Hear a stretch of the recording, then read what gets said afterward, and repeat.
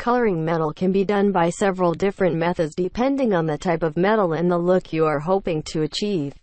You can make a piece look newer with a coat of fresh paint, create a vintage patina look, or change the color by anodizing the metal.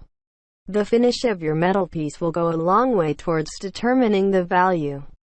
So choose a method that fits your project needs the best. Step 1. Treat any mildew. Start by soaking the metal in bleach to kill the mildew and remove discoloration. Make a solution of water and bleach in a 3:1 ratio. Let the metal soak in the solution for approximately 20 minutes. Rinse your metal with plain water after you've finished. If the metal is new or free from any mildew, you can proceed without soaking the object in bleach. Step 2. Remove any rust. Rough up the surface with a wire brush. You can also use an electric sander with coarse sandpaper, a power drill, or a rotary tool to remove all debris. Choose a grit between 36 and 100 to remove rust and smooth flaws. Wear eye protection and a dust mask to avoid getting metal fragments in your eyes or lungs. Use a pair of work gloves to avoid injuries. For large objects, you can remove rust, debris, and old paint with a liquid commercial rust remover. Step 3. Clean the metal object with mineral spirits. Mineral spirits are a type of turpentine-free paint thinner. Wipe the metal down with a rag dampened with mineral spirits. Remove any dust and debris that may be left behind from sanding.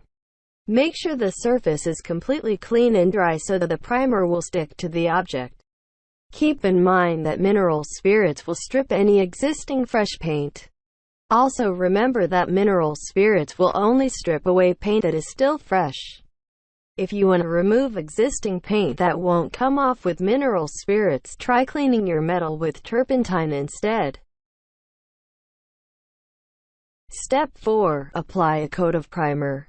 Spray the primer on the surface in a smooth, even layer. You should coat the metal with primer as soon as the surface has been prepared to avoid dirt or rust accumulating on the surface again. Choose a primer specifically recommended for the type of metal you are painting. Choose a spray primer in the same color as the finish when possible.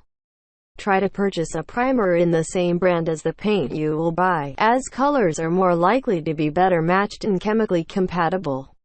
Purchase primer that is rust resistant. Priming with a paintbrush is very difficult to do without leaving streaks. Use a spray primer for best results.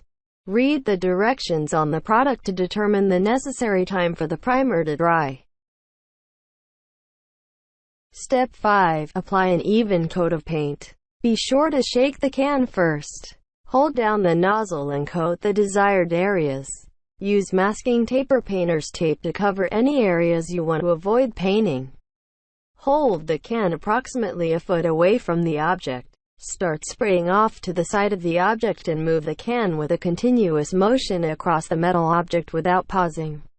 Allow paint to dry. Control your environment. If you are painting a smaller object, you can place it in a cardboard box and apply your paint.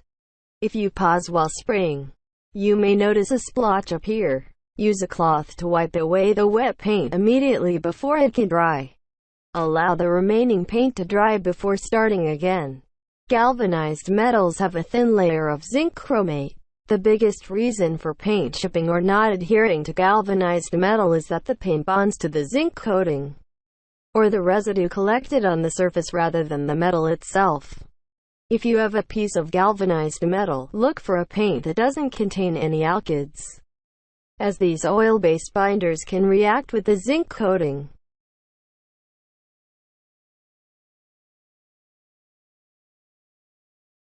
Step 6. Apply a second coat of paint. Once the first coat of paint has dried, you will want to apply a second coat of paint to the surface.